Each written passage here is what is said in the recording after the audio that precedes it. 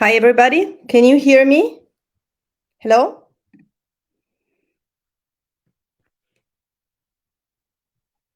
Can you just say me or write me yes or not? Can you hear me?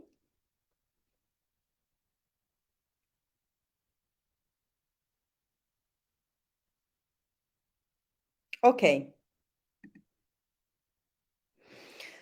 Okay, so good evening, everyone, and welcome to our latest online masterclass meeting within the Erasmus Plus European project entitled Building Territorial Bridges for the Best Travel Experience and for the Benefit of Local Communities. So today we will talk about two opportunities for growth, both personally and professionally. In particular, the first moves within the marketing strategy and the second in the world of public funding. Let's talk about the tourism trade fairs. In a sector such as that of tourism promotion, where digital tools are now the masters, does it still make sense to plan one's presence at trade fairs? One might think that in the era of digital transformation, this offline channel is losing its importance, whereas fairs are indispensable in order to be able to distinguish ourselves from the immense sea of information and input in which we are immersed every day and which sometimes results in create a sense of confusion and disorientation. Among the means of communication and dissemination of the tourism product and destinations, fairs are confirmed as one of the most important tools in the sector because they attract a large number of visitors every year. Through this experience, territories and companies make themselves known to the public in a more authentic way, and not only that, they also seize the opportunity to have a real, shrewd, and updated vision of the market in which they float. An organism in continuous evolution and transformation, they also take awareness of the points of advantage or disadvantage towards their competitors and create fundamental relationships that enrich their partnerships and generate a network. It is important to always keep in mind the four fundamental phases that characterize the relationship between the customer and the destination. The moment in which the visitor creates in his mind the holiday image that will lead him to the booking stage. The second one is the moment following the booking, a very delicate phase in which the tourist has just committed and is wondering if he has done well or not. The holiday experience, the phase immediately following the end of the holiday, when the traveler returns home and begins to draw the strings of what he has experienced, to give evaluations, to share what its adventure has been with friends and relatives, both directly and on social networks average. By monitoring these traces through the management of reservations, social networks, and through questionnaires, we are able to identify suggestions, impressions, and preferences of visitors regarding their holidays or experiences. Of these four key moments, point 3 tends to be given a lot of weight, which is the holiday experience. And the other three phases are often underestimated, which are instead fundamental because it is precisely in those situations that the visitor begins to search and ask for information, to make reservations, and to use various online and offline channels in which he leaves traces of himself, his impressions, and his preferences. It is therefore necessary to have a clear idea of the starting image that prompted the visitors to the choice and, subsequently, to accompany him well beyond the end of the experience, verifying its success and asking the right question in order to get ideas for reflection and improvement. If you are still convinced that the holiday ends with checkout or the end of an experience, you are very, very wrong. Customer satisfaction can only be measured by taking into account the fact that the traveler continues to remain so even once returned home. Once the target has been identified with its social-demographic characteristics and preferences, it is then possible to plan customer relationship management, the CRM strategies, the set of the processes and activities aimed at managing customer relationships in order to acquire, maintain, and increase its value. So we can determine which countries to target with the aim of choosing offline channels in which to be present, and this presence will be just one of the pieces that will make up a broader marketing strategic plan entirely aimed at promoting the destination and of the tourist offer present in the area. Participation in a sector fair, in this case tourism fair, is part as an offline channel of that much broader and necessary strategic marketing plan for the achievement of the set objectives. These are meeting opportunities necessary for maintaining a relationship with the traveler or guest, which can multiply and become a first step in building a network of contacts with a well-selected potential clientele, bringing an enormous advantage to destinations. In this fertile environment, visitors can have a taste of the proposals through direct and personal contact. They can experience what it means to interact with a specific territorial and corporate reality even before becoming a customer, or update themselves and collect important information if they have already spent their holiday at the destination. They can evaluate how it presents itself without the filter of a website or social media, and exhibitors, for their part, make themselves visible and approachable to both loyal and potential customers. Even now, in the midst of the digital age, participation in a fair is a very effective tool for promoting one's services and products and a unique networking opportunity. From this point of view, the exhibition sector is becoming increasingly organized, and the new technologies applied in the field of exhibitions are very important in promoting a destination. In addition to the more classic events and workshops, creative displays make their way, and virtual reality devices can be used to catapult those who use them into a virtual experience of the destination. By participating in a trade fair event, the visitor can therefore become more aware of the choices made by destination and its way of presenting itself to the public in an offline context, moreover, with the opportunity to verify the presence of the services of interest and to discover the latest news on what a particular area has to offer. He can already start planning his next vacation. Participating in a fair means listening to customers, seeing markets and competitors, expressing one's global offer, interacting with the public, getting close to customers, a luxury that is not always so obvious in the age of video communication, emails, and messaging. It allows you to give a human face to your brand. Meeting in person and looking into each other in the eye is an opportunity to better understand the best way of relating, the reliability of our customers, and, last but not least, how they communicate and how our competitors present themselves. In essence, it is a channel for interacting with the market, a showcase to promote your offer, your own image, and much more. Choosing to participate in a professional fair allows you to establish strategic contacts for the growth of your business and to access new outlet markets. Meeting a supplier, a potential customer, or a partner within an event allows us to establish a relationship more effectively. Participating in a fair means listening to customers, seeing markets and competitors, expressing one's global offer, interacting with the public, getting closer to customers X. Having an idea of the motivations and therefore of the benefits of participating in a trade fair is not something automatic and obvious, but a clear vision allows us to make the most of the opportunities and thus fully explode the investment. You don't go to the fair to sell, but also to sell, or rather to prepare the ground for subsequent sales. But the reasons are many, from taking care of the corporate image to customer care, to contact with the commercial network, to collection of qualitative information on the market and on offer. Preparing for a trade show should answer questions like: which target are we addressing? What do we want to communicate?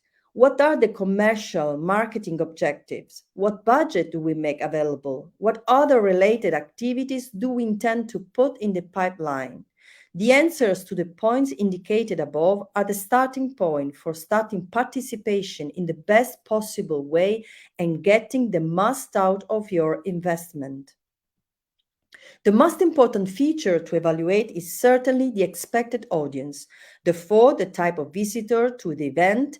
B2B, abbreviation of business to business, we have already seen this before in the previous meetings, refers to events open exclusively to operators in the reference sector. B2C is business to customer, are instead the events open to the public of direct customers. Most of the fairs have a mixed structure in which the first days are dedicated only to operators in the sector, while in the least or last, there is also interaction with the public. Some events are even exclusive to the public. Trade fairs are recognized as being an important and increasingly relevant part in the development of the organization's marketing mix. What is the marketing mix? Is the set of actions a company takes to create and market its product or service to its customers. The goal is to offer customers the right product at the right time and in the right place or channel at the right price. Particularly in the tourism sector, they present a meeting point of great importance for operators in the sector with each other and with the general public. During these events, operators from the 5 continents and sectors ranging from leisure to congress, to name just 2 types, meet in the same environment, optimizing the possibilities for contact. Precisely because these are events that host participants, both exhibitors and visitors from all over the world, and that these are large-scale events, it is increasingly essential to leave a mark in the visitor's memory so that participation in the event can be considered fruitful. Here too, the transition from traditional marketing aimed at enhancing the characteristics of the product to experiential marketing is evident, with which the feelings of the customer and in particular their emotions are considered. It is an almost obligatory commercial approach for operators in the digital age where communication is fast and crowded with voices, especially on social networks. Brands risk becoming less relevant and losing contact with an audience that is looking for consumer experience that is not necessarily related to the product. Experiential marketing offers the opportunity to intrigue and involve the consumer directly, appealing to their sensory experience and emotional sphere. Shows, games, events by invitation, and immersions in augmented reality are just some of the forms of experiential marketing. The goal is to motivate, to provoke, inspire, and put the consumer back at the center, finding what is truly useful, fun, and exciting for the public. The person is the heart of experience marketing campaigns. So, we cannot just be limited to an aseptic meeting during which price lists and methods of arrival and payments of customers are discussed. A theme such as travel, capable of awakening the curiosity of almost all human beings, the need for greater imagination and stimulation of these senses. Tourism is an extremely particular product. Its greatest difficulty is in fact the impossibility of testing the product before buying it. When the customer is used to being able to try almost any product or to be able to make a return if this doesn't satisfy him, he must necessarily be more cautious when buying a holiday. The fair is therefore an opportunity to translate a part of the experience through flavors, smells, as well as images, video, and etc. The substantial difference with what can easily be found online is therefore the stimulation of the 5 senses, creating a very different experience that is therefore interactive, real, and instantly shareable. Each country and our operator brings something typical for visitors to experience by giving a test of their art, nature, food, folklore, etc. Here are some examples of sensory experiences that are presented during tourism fair. Tastings are always a very strong attraction for visitors. It was observed that these occasions were an ideal moment of contact to invite visitors to visit the operator's official stand. Prize games for the participants. The involvement is particularly strong, and the prize awarded remains with the visitor as a reminder of the experience. Of course, all awards bear the logo and slogan of the country from which they were made. The dissemination of images, the use of social network, and the sharing of photos and video make visual experience of great dissemination effectiveness. Some examples of visual experiences are as well undoubtedly all the traditional dresses, the reconstructions of environment, monuments, etc., are also a great impact. Live music, art, dance, and characteristic sense of the destination or particular areas of the same. An example is the proposal of destinations such as the Middle East. Here is possible to see, lie, and hold on the arm a falcon native to the country while its breeder tells how these animals have always been of fundamental importance for the survival of the inhabitants of the desert, thanks to the help they provide in the search for food and water. Others set up workstations in which women in typical clothes and makeup work with henna by making decorations on the skin of visitors.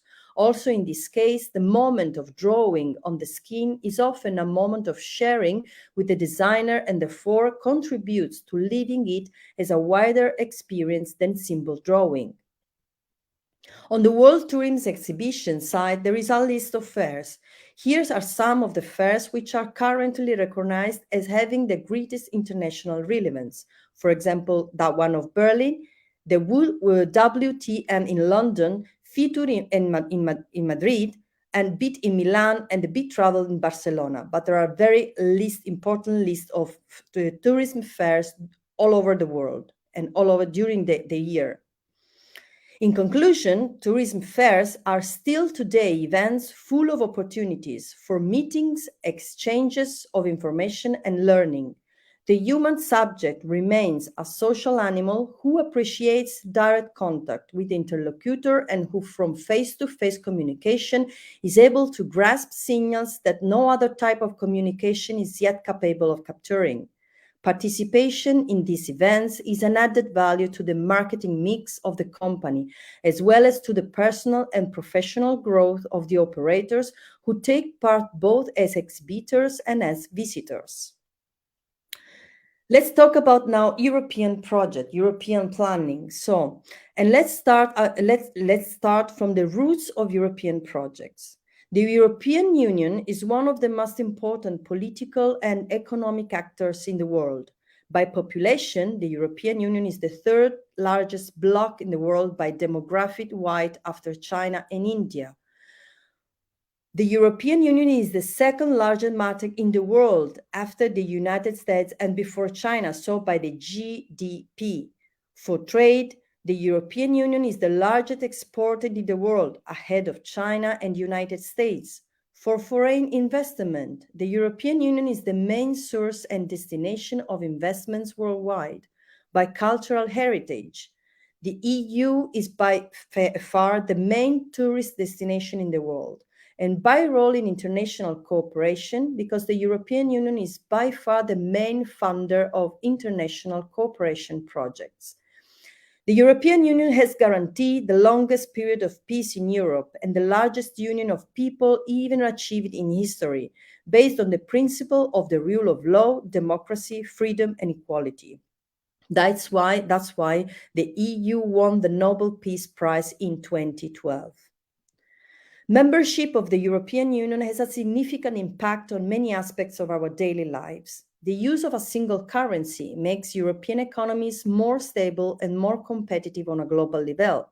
The Schengen agreements guarantee European citizens maximum freedom of movement between the member states. The single market widens the horizons of European companies and protects the quality of products and the health of consumers. The European institutions promote civil and social rights, innovation, and sustainable development in the member countries and throughout the world. The European Union is the bearer of a vision in tackling emergencies, for example, pandemic. and measure global challenges, fighting climate change, fighting poverty, technological innovation, etc. This, in summary and without any claim of exhaustiveness, are the major objectives and major achievements of the construction of Europe, adopted in a progressive manner on the initiative of its member states.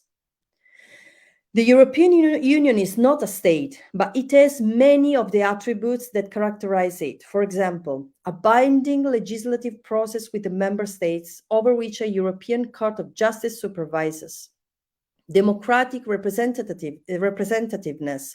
The European Parliament, elected by universal suffrage, has binding powers in the appointment of the European Commission, in the legislative process, and in the approval of the community budget.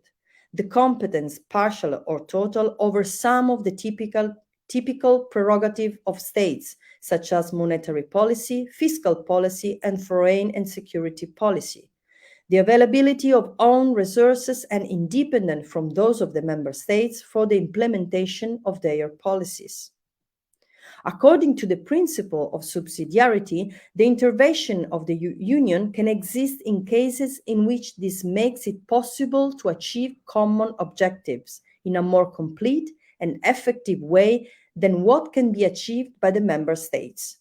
To these areas, it is necessary to associate the methods of interventions available to the community institutions. Indeed, the European Union is not a state, and compared to a state, it has a more limited range of forms of intervention at its disposal. For example, it does not have major services and infrastructures to manage, for example, schools or health, social security, safety, road, and rail system.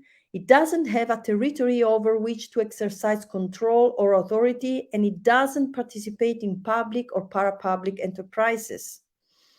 The European Union can exercise the functions set out in the treaties mainly through legislative activity consisting of regulation, directly binding acts throughout the European Union, directives, acts requiring implementation by the member states, decision, directly binding acts on specific addresses, recommendation and opinions, non-binding documents, conclusions and resolutions of the board, non-legal documents of strategic importance. The management of the euro and monetary policy by the European Central Bank for the countries that adhere to it. Various forms of financial support, including, for example, direct contributions, trust and guarantees funds, and blending activities, or synergy with other forms of public or private financing. Through projects, so the calls for proposal, grants, subsidies, and tenders for the supply of services, materials, or work. It is therefore evident that projects are a fundamental tool for enabling the community institutions to carry out their functions in the various fields of intervention envisaged by the treaties. In fact, the majority of the European Union budget is dedicated to financing the funds and programs from which European projects arise. Since European projects constitute an action on the part of the community institutions, the aforementioned principle of subsidiarity applies to them. European projects are among the main tools available to the community institutions to implement their policies. Therefore, as such, they are recipients of a specific allocation within the community budget and are subject to a complex legislative process which include the definition of priorities, an extensive strategic and political debate, the technical formulation and a vote of approval with the involvement of all communities institutions, in particular the European Commission, the European Parliament, and the European Union Council. The European Union was born from a specific will of the member states, and which also has an intergovernmental nature, although not only. In this context, the treaties between the member states acquire a structuring importance for the whole process of community construction. In particular, a very important aspect for Euro planning, the treaties define the areas of competence of the community institutions and the way in which they can take decisions. On the basis of this perimeter defined by the treaties, the community institutions elaborate strategies and policies. European projects constitute the operational application of these strategies and policies. The purpose of the community programs is to implement the policies of European Union in various thematic areas through action in partnership between subjects belonging to several countries of the Union and also to third countries. Community programs are normally defined in terms of objective, eligibility, type of interventions, and allocation of funds for a period of 7 years, following a legislative process that involves all the institutions of the European Union. The definition of a community program and consequently the choice of eligible project proposal constitutes a political act of the European Union. In response to the evolution of the world economy and its implications for Europe, the European Commission has proposed a series of programs designed to stimulate jobs, growth, and investment across the European Union. EU funding opportunities demonstrate the added value of the Union budget in many areas, from research and employment, regional development and cooperation, from education to culture, environment, humanitarian aid, and energy, just to name a few. Substantial amounts are available to support small and medium-sized enterprises, non-governmental organizations and civil society, young people, researchers, farmers, public bodies, and many other stakeholders. European projects are opportunities for growth, discussion, and dialogue for cultural organizations, training opportunity for the staff, mobility for their productions, the building of international partnerships, and above all, the renewal of their vision. European funds and projects are not just a resource available to local actors. European projects expressed in different ways are above all a tool to achieve at strategic level the objectives and priorities of the European Union in terms of welfare and equality, economic and social growth, and territorial integration, to provide at an operational level a concrete and feasible response to the real needs of European citizens collectively understood. Our territory increasingly perceives the need and the opportunity to benefit from European funds.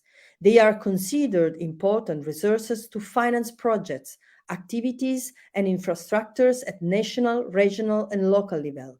Indeed, European funds have been a very important source of financing for many decades for players in the third sector, institutions, and business active in all sectors. European funds acquire further relevance and visibility with the need to recover the continuing economic and social damage caused by the COVID-19 pandemic. At the same time, a part of the actors in the area perceives European funds as a reality distant from their daily actions and little known in its concrete implications. In many cases, this perception arises not so much from the lack of information available on the subject, but from the need for tools to understand the actual points of contacts with one's own business and to translate them into practice. A weak propensity to translate one's ideas into European project translates into billions of euros of unused European funds and missed opportunities for organization and territories every year. In the context of European project, it is appropriate to distinguish between directly managed funding, where the whole process is managed by the European Commission. This type of calls requires that the activity has a European dimension, involving, for example, partners from several countries. Indirectly managed funding, the allocations derive from the so-called structural funds made available to the individual managing authorities following a long negotiation process involving the European Commission's member states and regions. Territorial cooperation programs, which allow the implementation of shared projects between territories belonging to different member states, united by geographical proximity, belonging to the same macro area or by similar problems. They are managed by specific management authorities, therefore, they constitute a specific type of indirectly managed loans. With reference to direct funds, therefore related to area planning, community programs require potential beneficiaries to make an effort from a transnational perspective. The involvement of partners from several countries demonstrates that the project is able to produce an impact on the whole of European Union. This type of project is therefore not very suitable for proposals that have a predominantly local nature and impact, for which reference should be made to the structural indirect funds. Community programs have a total allocation of more than 350 billion euro for the period 2021-2027 and cover an extremely wide range in terms of themes, categories of beneficiaries, and intervention methods. They are also referred to as thematic programs, sectoral programs, or directly managed European funds. What is Europlanning? The term European planning identifies the process and technique of developing projects financed through European funds.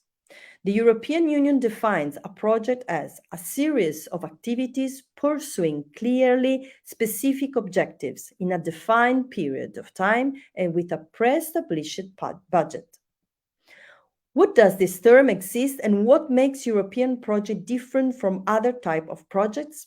First of all, it should be specified that the process and technique of developing projects financed by other actors are not structurally different from those used in Europlanning.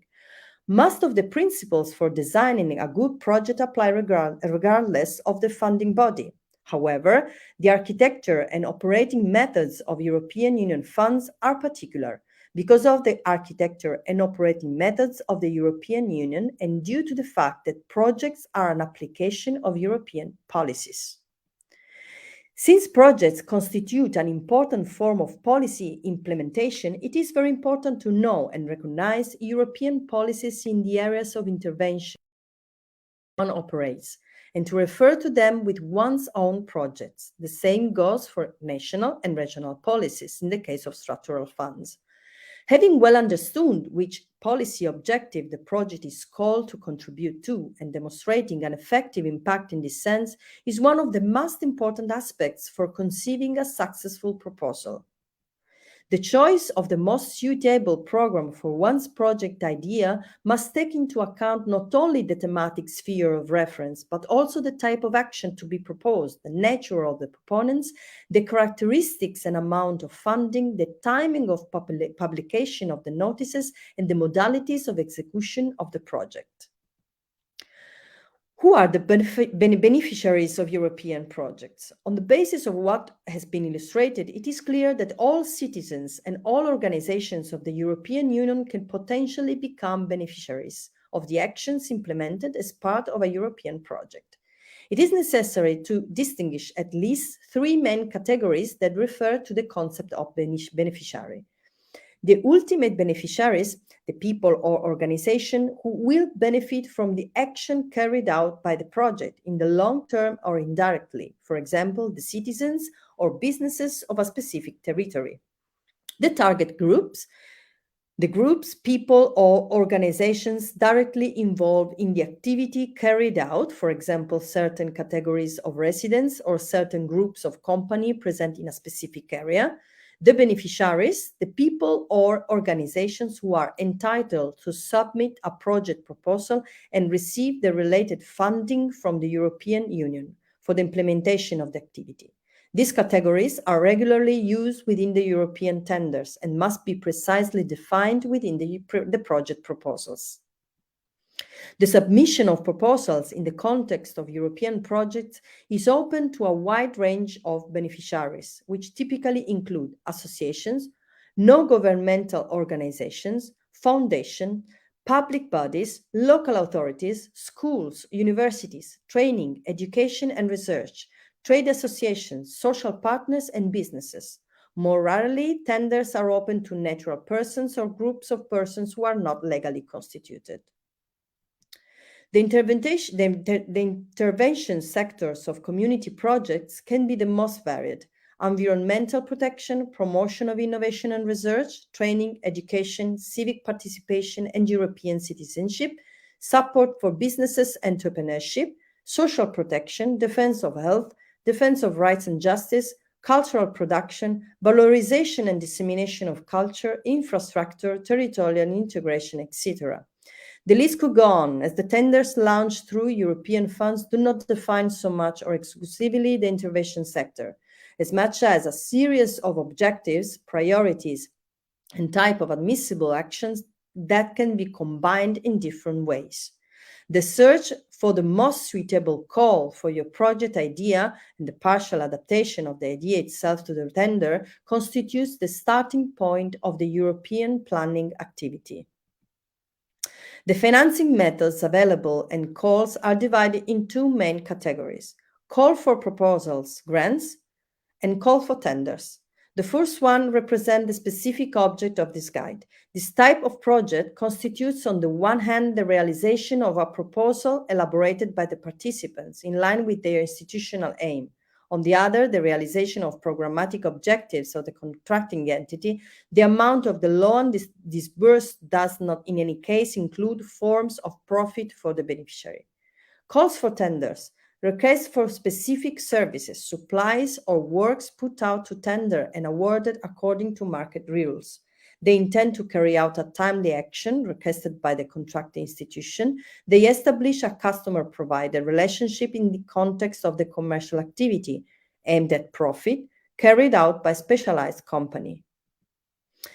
European funds are an unmissable opportunity for our territory, both for the variety and breadth of the available financing lines and also, if not above all, for the stimulus they represent for the development of new, shared and participatory initiatives.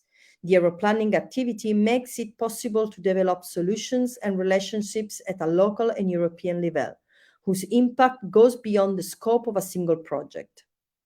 Participating in a European project is an activity that requires commitment, energy, and vision.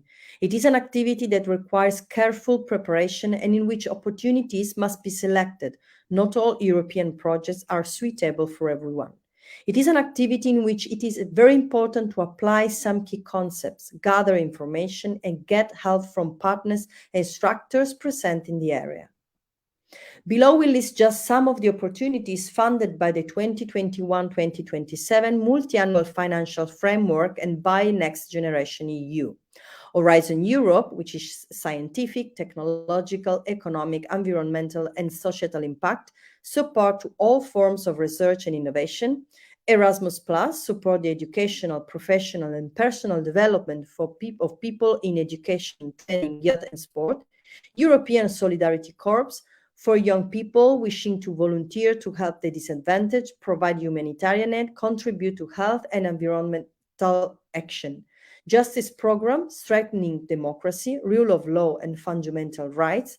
Citizens' equality rights and value programs, protection and promotion of the rights and values as enshrined in the EU treaties and the Charter of Fundamental Rights. Creative Europe. Creative Europe is the European Commission's program for providing support to the culture and audiovisual sector. So here below is the link for a complete overview. Let's talk about Creative Europe program. The Creative Europe program, launched on the 1st January 2021 and active until 2027, represents the largest EU investment ever in support of the cultural and creative sectors, whose objective is in fact to promote, strengthen, and protect cultural and linguistic diversity, the European cultural heritage, and creativity. Its innovations will lead the relaunch of these sectors, allowing them to step up their efforts to become more digital, greener, more resilient, and more inclusive. The program for European culture, artistic expression, audiovisual, and media, it has a budget that is almost doubled compared to the 2014-2020 period. The budget is of 2.5 billion for the cultural and creative sectors from 2021 to 2027, compared to 1.4 in the previous program, which recognizes the importance of culture on the continent and supports the sector's recovery from COVID-19 pandemic. Potential beneficiaries: media, artists, in all forms of artistic expression, visual arts, performing arts, literature, etc., cultural, museum, and creative organizations inside and outside the European Union, film, music industry, and networks and digital creations, etc. The cultural and creative sectors and cultural diversity are part of express European identity and values and contribute to jobs and growth. The fragmentation of the market between different countries limits their potential. The emergence of transnational artistic creation, the cross-border circulation of content, and the mobility of professionals and creators. The Creative Europe program promotes European cooperation to preserve this cultural and linguistic diversity and maximize the potential of Europe's culture and creative sectors, offering operators opportunities to develop technologically and artistically innovative cross-border initiatives and business and partnership models to exchange, co-produce and distribute European works and make them accessible to a large and diverse audience. The specific objectives of Creative Europe are safeguard, develop and promote European cultural and linguistic diversity and heritage, increase the competitiveness and economic potential of the cultural and creative sectors, especially the audiovisual sector. And in particular, the program aims to strengthen the economic, social, and external dimension of cooperation in the arts and culture at European level, promote diversity and enhance competitiveness, promote the competitiveness and scalability of the European audiovisual industry, promote political cooperation. So the Creative Europe program funds actions promoting excellence in the field of culture, projects aimed at developing innovative audiovisual contents, support the media sector, the promotion of pluralism and media literacy, cross-border collaboration initiatives in these areas, initiatives to reward the results and excellence of operators, initiatives that improve the visibility of Europe's artistic heritage and cultural and audiovisual sectors. The Creative Europe program is divided into three sub-programs. Media supports the development and production of innovative audiovisual content, the distribution and promotion of transnational European works, as well as the development of transnational networks and audiences. It supports European cinema and other audiovisual industry through funding for the development, promotion, and distribution of European works in Europe and beyond. It also contributes to promoting European talents through training programs, film education, the valorization and use of heritage. The other sub-program is culture, supports culture, arts and creative sector initiatives and promotes cross-border cooperation, platforms, networking, and literary translation. In this component, the program focuses on cooperative art projects, platforms, and networks to share and promote works and opportunities, and internationalization through the mobility of people and the transnational activities of cultural and creative organizations. The last one is the cross-sectoral strand, to exploit the potential for collaboration between different cultural and creative sectors and to address their common challenges. It deals in particular with the topics of political cooperation, the media, and cross-border collaboration in the media. Anyway, below is the link, and here you can find all the characteristics and all the specifics about this program. The cultural and creative sectors represent Europe's immensely rich and diverse heritage, contribute to the evolution of our societies, and play a huge role in the European economy, both in terms of growth and employment and social cohesion. To this end, the Creative Europe program supports creative organizations, cinemas, and in general, the audiovisual industry, encouraging professionals and stakeholders of the sector to operate throughout Europe, helping them to reach new audiences and develop new skills necessary in the digital age, thus helping to safeguard and promote cultural and linguistic diversity.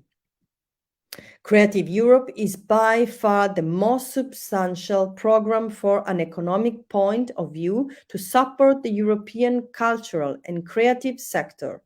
However, culture is also supported through other programs, for example, with Erasmus+, which finances numerous training, educational, and work projects in which businesses and cultural institutions can participate.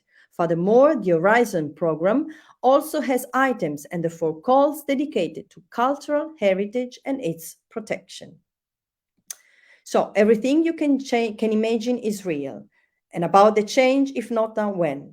So thank you. We have therefore reached the end of this meeting. If there's anyone who wants to intervene, please, I'm passing now the link to enter the studio. And just give me 1 second. Okay.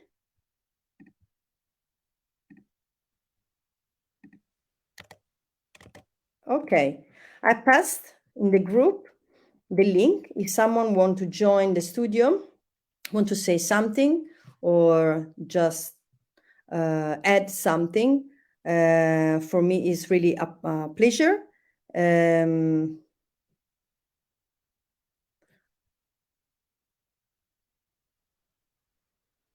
Please just write in the group if you want to join.